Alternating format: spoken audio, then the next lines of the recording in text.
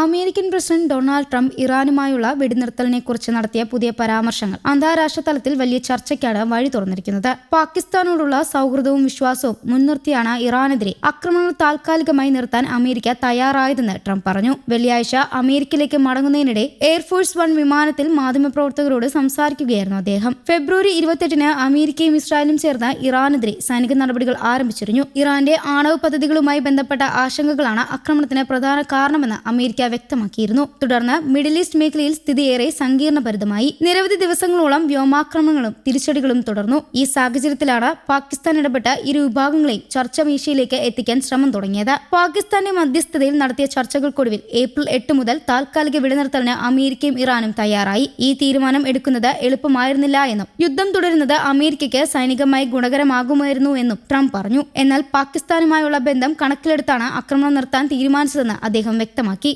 മറ്റൊരു രാജ്യത്തിന്റെ അഭ്യർത്ഥന മാനിച്ചാണ് ഞങ്ങൾ ഈ തീരുമാനമെടുത്തത്. പാകിസ്ഥാന്റെ നേതൃത്വത്തെ ഞങ്ങൾ ബഹുമാനിക്കുന്നു. അവിടുത്തെ ഫീൽഡ് മാർഷലും പ്രധാനമന്ത്രിയും നല്ല വ്യക്തികളാണ് എന്നാണ് ട്രംപ് പറഞ്ഞത്. പാകിസ്ഥാൻ സമാധാന ചർച്ചകളിൽ നിർണായക പങ്കുവഹിച്ചു എന്നും അദ്ദേഹം കൂട്ടിച്ചേർത്തു. അതേസമയം ഇറാന്റെ ആണവ പദ്ധതികളെ കുറിച്ചുള്ള അമേരിക്കയുടെ ആശങ്കയിൽ യാതൊരു മാറ്റവുമില്ലെന്ന് ട്രംപ് വീണ്ടും വ്യക്തമാക്കി. ഇറാൻ ഒരിക്കലും ആണവായുധം സ്വന്തമാക്കാൻ അനുവദിക്കില്ല എന്നാണ് അമേരിക്കയുടെ നിലപാട്. വർഷങ്ങളായി ഇറാൻ സംഭരിച്ചുവെച്ച സമ്പുഷ്ടീകരിച്ച യുറേനിയം ഉപേക്ഷിക്കണമെന്നും അദ്ദേഹം ആവശ്യപ്പെട്ടു. ഇതിന് മറുപടിയായി ഇറാന്റെ ചർച്ചാ സംഘം മറ്റൊരു വാദമാണ് മുന്നോട്ട് വെച്ചത്. അമേരിക്ക നടത്തിയ വ്യോമാക്രമണത്തിൽ തങ്ങളുടെ പ്രധാന ആണവ നിലയങ്ങൾക്ക് കേടുപാടുകൾ സംഭവിച്ചതായി ഇറാൻ പറഞ്ഞു. ഇതിന്റെ ഫലമായി അവിടെ സൂക്ഷിച്ചിരിക്കുന്ന ആണവ ഇന്ധനം തിരിച്ചുപയോഗിക്കാൻ കഴിയാത്ത അവസ്ഥയാണെന്നും അവർ അവകാശപ്പെട്ടു. ഇറാന്റെ അവകാശവാദത്തെക്കുറിച്ച് മാധ്യമപ്രവർത്തകർ ചോദിച്ചപ്പോൾ ട്രംപ് പ്രതികരിച്ചു. അവർ വളരെ ആശങ്കയോടെയാണ് സംസാരിക്കുന്നത്.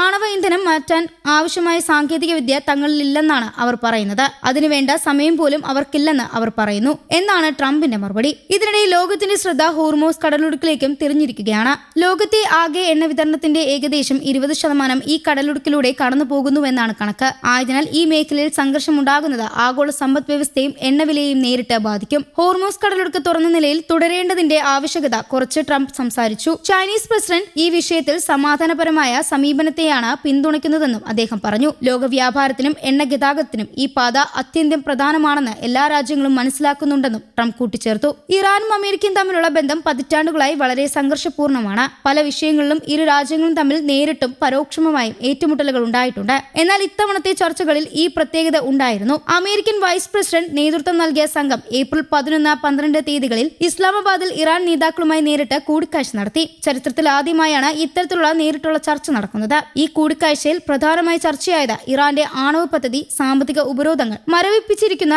ഇറാൻ ഫണ്ടുകൾ എന്നിവയായിരുന്നു. ഇറാനെതിരായ സാമ്പത്തിക ഉപരോധങ്ങൾ നീക്കാൻ അമേരിക്ക തയ്യാറാകണമെങ്കിൽ യുറേനിയം സമ്പുഷ്ടീകരണം പദ്ധതി പൂർണ്ണമായും അവസാനിപ്പിക്കണമെന്നാണ് അമേരിക്കയുടെ ആവശ്യം. ഇറാൻ ഇതിനുള്ള ഉറപ്പ് നൽകാൻ വിദേശ ബാങ്കുകളിൽ മരവിപ്പിച്ചിരിക്കുന്ന കോടിക്കണക്കിന് ഡോളർ ഫണ്ടുകൾ തിരിച്ചുകിട്ടാൻ സാധ്യതയുണ്ട്. കൂടാതെ അന്താരാഷ്ട്ര വ്യാപാര രംഗത്തും ഇറാന് കൂടുതൽ സ്വാതന്ത്ര്യം ലഭിക്കാം. എന്നാൽ ഇത്തരത്തിലുള്ള കരാറുകളിലേക്ക് പോകുന്നതിന് മുമ്പ് വിശ്വാസം ഉണ്ടാക്കണമെന്ന് അമേരിക്ക വ്യക്തമാക്കുന്നു. മറുവശത്ത് ഇറാൻ തങ്ങളുടെ ആണവ പദ്ധതി സമാധാനപരമായ ആവശ്യങ്ങൾക്ക് വേണ്ടിയാണെന്നാണ് ആവർത്തിച്ച് പറയുന്നത്. വൈദ്യുതി ഉൽപാദനം പോലുള്ള ആഭ്യന്തര ആവശ്യങ്ങൾക്കാണ് പദ്ധതികൾ ഉപയോഗിക്കുന്നതെന്നും ആണവായുധ നിർമ്മാണവുമായി ബന്ധമില്ല എന്നും ഇറാൻ പറയുന്നു. പക്ഷേ അമേരിക്കയും അതിന്റെ സഖ്യകക്ഷികളും ഈ വിശദീകരണം പൂർണ്ണമായി വിശ്വസിക്കുന്നില്ല. ഇപ്പോഴത്തെ വെടിനിർത്തൽ എത്ര കാലം തുടരുമെന്ന കാര്യത്തിൽ വ്യക്തതയില്ല. എന്നിരുന്നാലും പാകിസ്ഥാന്റെ ഇടപെടലിലൂടെ ഒരു വലിയ യുദ്ധം താൽക്കാലികമായി ഒഴിവാക്കാൻ കഴിഞ്ഞുവെന്നാണ് അന്താരാഷ്ട്ര നിരീക്ഷകർ വിലയിരുത്തുന്നത്. സമാധാന ചർച്ചകൾ തുടർന്നാൽ മിഡിൽ ഈസ്റ്റ് മേഖലയിലെ സംഘർഷം കുറയാൻ സാധ്യതയുണ്ടെന്നും അവർ പറയുന്നു. അടുത്ത ഏതാനും ആഴ്ചകളിൽ അമേരിക്ക, ഇറാൻ, ഇസ്രായേൽ, പാകിസ്ഥാൻ എന്നിവയുടെ നീക്കങ്ങൾ ലോകം ശ്രദ്ധയോടെ നിരീക്ഷിക്കാനാണ് സാധ്യത.